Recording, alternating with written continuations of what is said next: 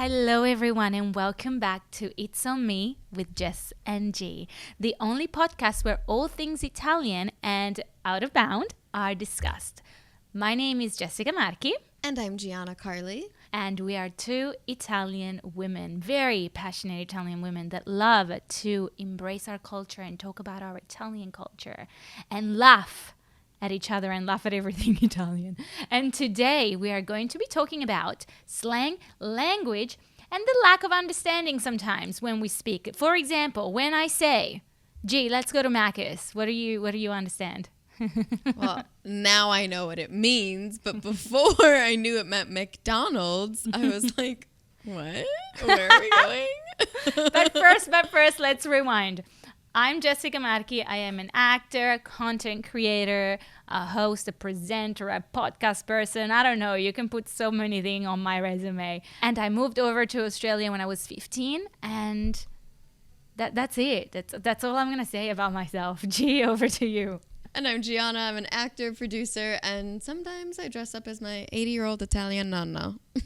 Which we all love. So let's get talking about some slang. Okay, Jess, what are some Australian slang phrases or slang words that you guys know or that you guys say? So I'm going to give you some words.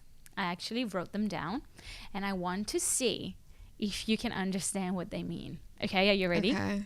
Yeah. Okay, so if I'm going to say to you, I'm going to go out tonight and I'm going to have a root. What does that mean?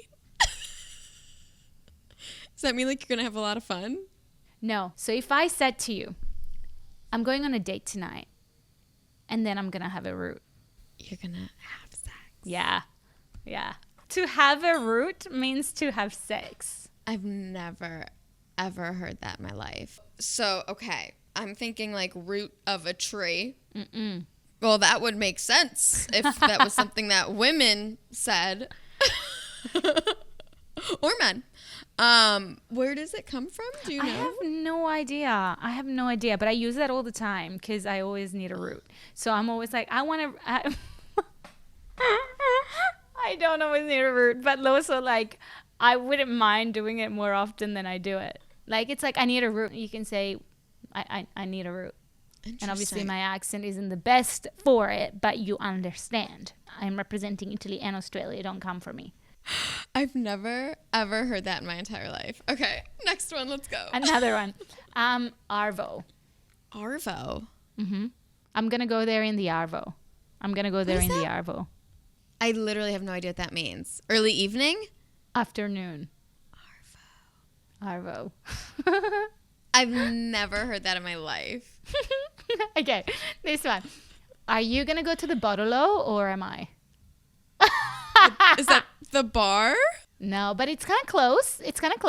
It sells things that the bar also sells. The Bottle-O. A liquor store?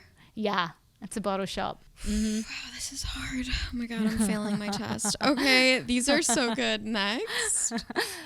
Okay, chock-a-block. I'm chock-a-block today. You're exhausted. No. I'm chock-a-block today. I can't. I'm so busy. I'm so busy. Yeah, I'm really full today. Like, I cannot fit in. Like, I'm so busy today. I'm full. No, I'm chock-a-block. I've never heard any of these. This is a literal foreign language. Like, this is ridiculous. Australianism is nuts. What about, I'm going to have brekkie. Oh, yeah. I know brekkie. Oh, okay. You know what? Yes. Here she got one. Good Breakfast. Jess 3, Giana 1. Good job, babe. Good job. So, do you have a ciggy? Cigarette. Oh, woo! She got another one, bitches. Yes. Okay. Dead set. That was crazy. Dead ass. That means dead ass, an Americanism. I'm dead set. You're dead serious. Yeah, it's true. Okay, like, dead set. wait. It's true. Like dead set. Like did he really did he really say that to you? Dead set. Ass. Yeah, we say dead ass. Dead ass. Yeah, have you ever heard that? That sounds like you're saying, "Ooh, look at that ass." Wait, that's one on my list. Oh, really? Dead ass is the same thing as that is your definition, and we use it like in the same way. Like I'm dead ass. I'm dead ass. Like Love I'm that. So serious right now. I'm being dead ass. Yeah. That's the one. I've got two more for you. Okay. Okay. Two more. I'm gonna go on a smoko. I'm on smoko, so leave me alone. I'm on smoko, so leave me alone. That was so Australian. I'm sure the Aussies.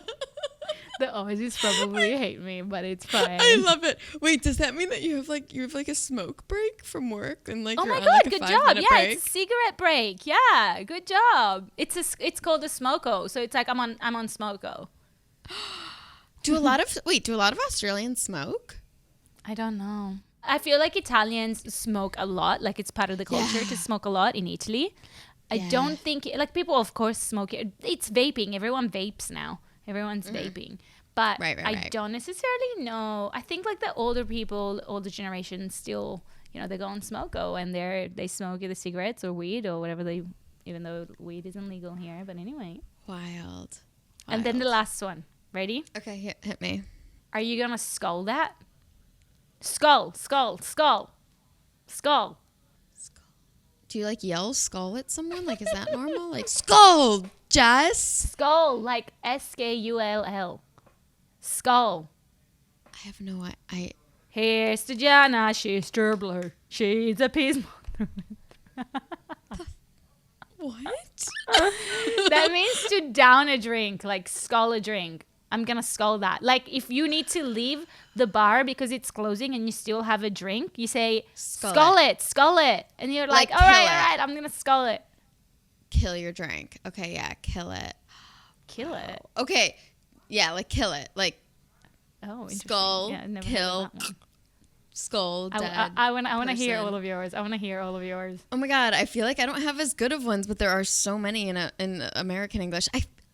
I guess I like don't even know which ones are like technically quote unquote American versus just like universal English, but I'll give you some, I guess. Okay, those were great, Jess. Thanks. Okay, so a lot of the ones that I wrote are like, I feel like more for foreigners, they're not going to make sense, rather than like American English slang. Like an example would be, he's beating around the bush. Yeah. Do you guys say that in Australia?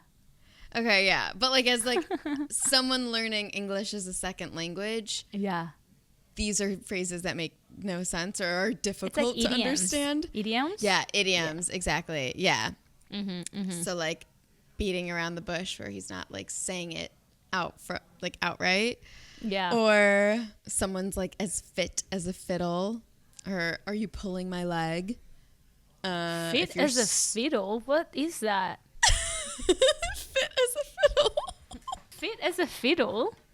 I guess that one's a bit elderly. To sweat like a pig, if you're sweating like a pig, or if it's raining cats and dogs. If you kick the bucket, you're dead. Those are some fun idioms. Kick the bucket, you're dead? I've never heard of that. What is that? I wonder if they say that in Australia. I've never heard of it before, but maybe, I don't know. I am not a reliable source. Do you guys say lit? This is lit. Yeah. Yeah. See all these. See, here's the thing. We watch so much American TV. I know, to where it's almost like we know it. We know most, but you obviously don't watch our TV, so you don't know. There's so much more Australian slang that us Americans don't know. But there's so much. I gave you some fun idioms that would not make sense to the average non-English speaker learning English for the first time. Yeah. So if you're listening and trying to speak English, hello. But yeah, that makes sense, is that you guys are so consumed with American TV and media, and you hear all these things, so I'm not giving you anything new. Okay, but moving away from that part of language, Jess, when did you start learning English and how hard was it for you to learn? I think I started in primary school, like with the colors. Red, pink, yellow, purple, green, and blue. Anyway, I think that was my brother's song growing up. Anyway, so yeah, in primary school, and then middle school, and then high school. And then when I moved here, that's obviously when I had to actually learn it because I had to communicate, I had to go to school, I had to make friends, I had to live life. And to be honest, I don't remember it being hard for some weird reason. I don't remember it being difficult. I don't know why. I don't know if it's because I have such a bubbly personality and I'm just like everybody's like my friend. So language didn't matter because I don't remember being hard making friends and talking the language for some reason. I don't know. Interesting. Yeah. Do you typically think in English or do you sometimes like find yourself thinking in Italian? It depends who I'm talking to and what language I'm speaking. So if I'm at home with my family, then I will think in English mixed with Italian. Whereas when I'm in Italy, I'm thinking in Italian. And then most of the time during the day when I'm by myself, I will think in English. It's really weird. It's mixed. Weird. Yeah, but most of it is in English. Because I speak English all the time, it's like basically become my main language. Like I communicate way better in English than I do in Italian. Interesting. Yeah, I'm way more professional. Yeah, I mean, I guess that makes sense. Like you learned proper grammar for English from being in school in Australia. From 15, yeah. Yeah, nuts. Yeah, so my Italian really stopped at 15. So my vocabulary is really up to there. I didn't go to work or get a job in Italy, so I don't have that jargon and that way of speaking and being able to write a good email. I'm really good in English, but in Italian, not so much. I understand it, but I'm not going to be able to write a really beautiful email. I mean, ChatGPT helps me, so that's okay. But yeah, what about you? Because you're fluent in Italian. Like, how did you learn? How did you find it? Because you weren't even born in Italy, so you just are able to speak fluently. And you're in America. I mean, that's incredible. I feel like with any foreign language, like my first language was English. So Italian is a foreign language to me. And with any foreign language, if you don't keep it up and you don't practice it often, you 100% lose it. Or you don't 100% lose it, but you lose a lot of it. So living in LA now, I really don't practice it often at all. But growing up, my family spoke Sicilian. Yeah. You gotta practice with me, girl. What the heck? I know. I should. Seriously. Like, But growing up, my family spoke Sicilian and English. So being around my grandparents, they like only spoke Sicilian, which was nice because I got to learn Sicilian. And then once my grandparents passed away, we spoke so much more English, which is so sad. But my mom wanted me to learn pure Italian because she still to this day only speaks Sicilian dialect, not Italian. So she was like, okay, Giana, you're 16, you're in high school. And I did a study abroad in high school in Rome because she wanted me to take like an Italian language immersion course. That's awesome. Which helped so much and was so much fun. How long were you there for? I was there for like 3 months. Nice. It's really nice. Yeah, but I had like 10 hours of Italian class every day. It was amazing. And being a 16-year-old in a foreign country where anything is legal, like I could go to the clubs as like an innocent 16-year-old who didn't know what alcohol was. Welcome to Italy. Literally, but it was also just very good for my language skills. So that helped so much. I took it in high school and then I minored in Italian in college. So got more of my grammar lessons there. So yeah, I guess it's been like a slow burn of slow learning, but I go back pretty often, which is nice. I get to speak it whenever I'm back in Italy. I love that. I exclusively think in English, and sometimes, like every now and then, I dream in Italian, which I love when that happens. I'm like, oh my God. that. It's like a little lesson. It's like a lesson for you. I'm like, wait, I love that so much. Do you know what I want to talk about, G? That Hit one me. time that you said preservativi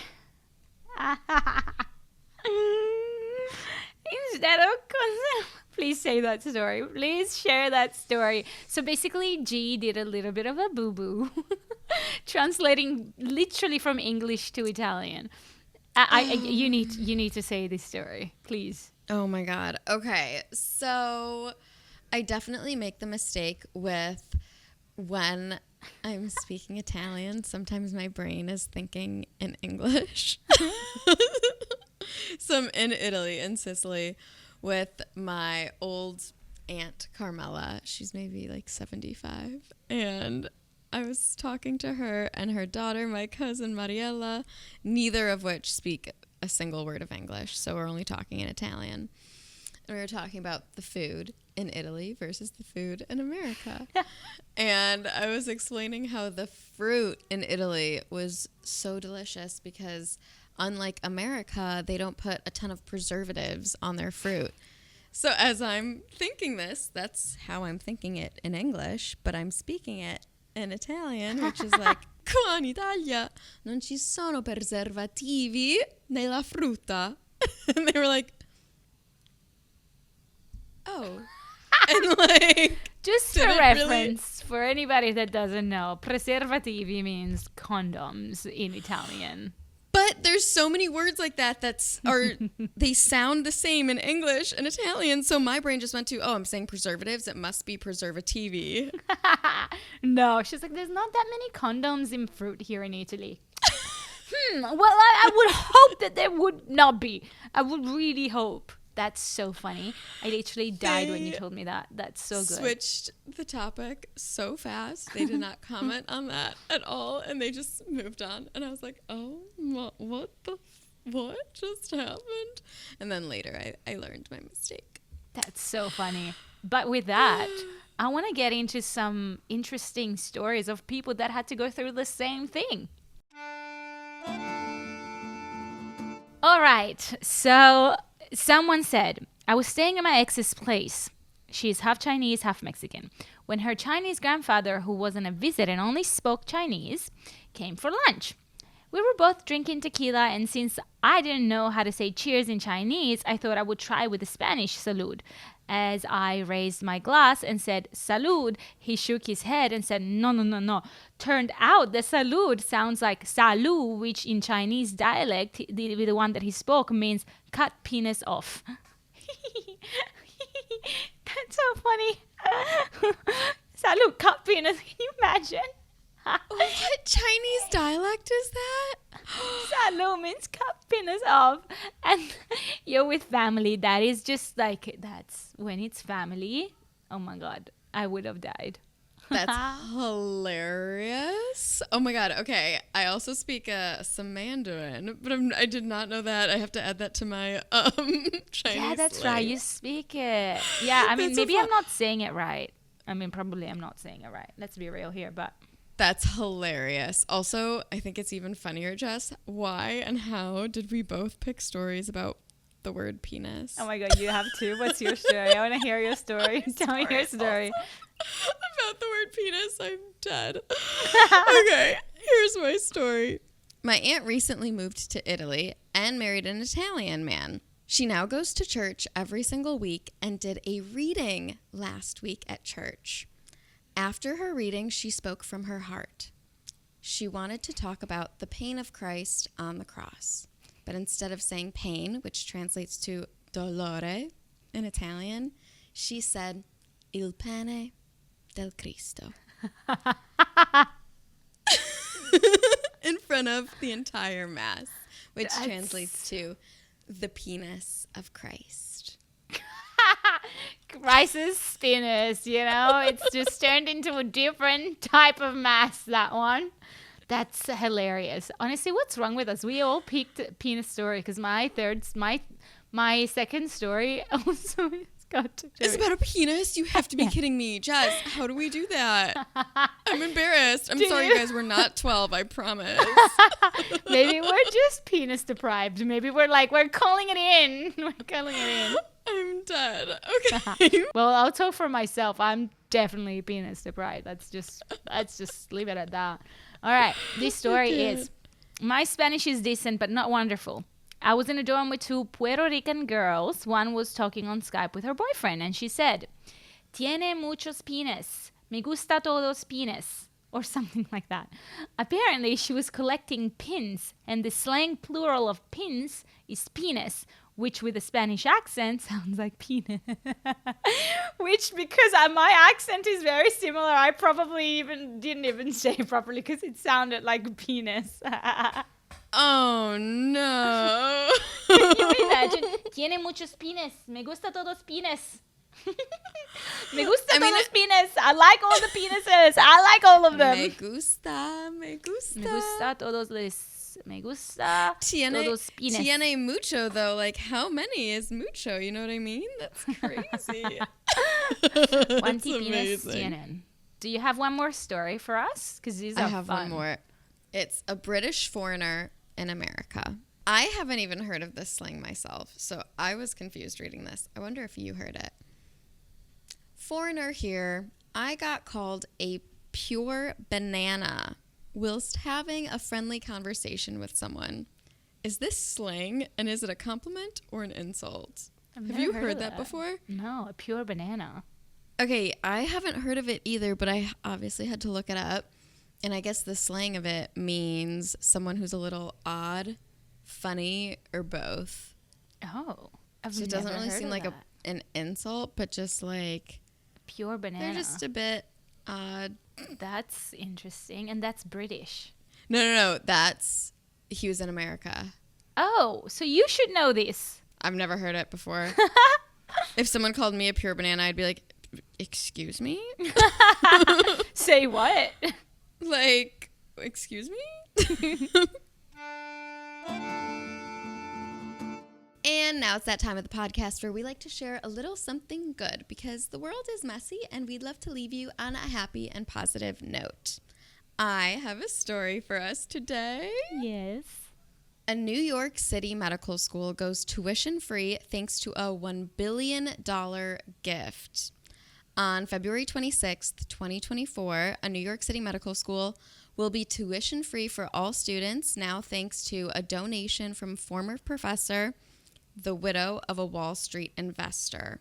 Wow. Ruth Goatsman announced the gift and its purpose to students and faculty at Albert Einstein College of Medicine on Monday, the 26th of February. That's bringing awesome. $1 billion to students to now get educated for free under that fund. Oh my God. We should have gone to school when this was happening because... Isn't that amazing? Wow. That's so good. Yeah, it's nice to have a little tuition break. Tuition can be crazy in America. Yeah. Well, thank you for sharing that. And with that, thank you guys so much for listening, and we will see you for the next episode. Ciao. Ciao. Ciao.